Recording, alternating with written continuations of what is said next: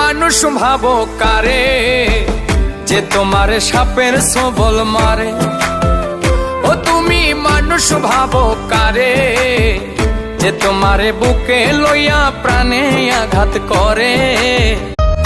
পুরুষের ভালোবাসা অনেক সুন্দর যদি তুমি বুঝতে পারো, যদিও বা একটু ঘাড়তেরা, তাও যদি মানায় নিতে পারো।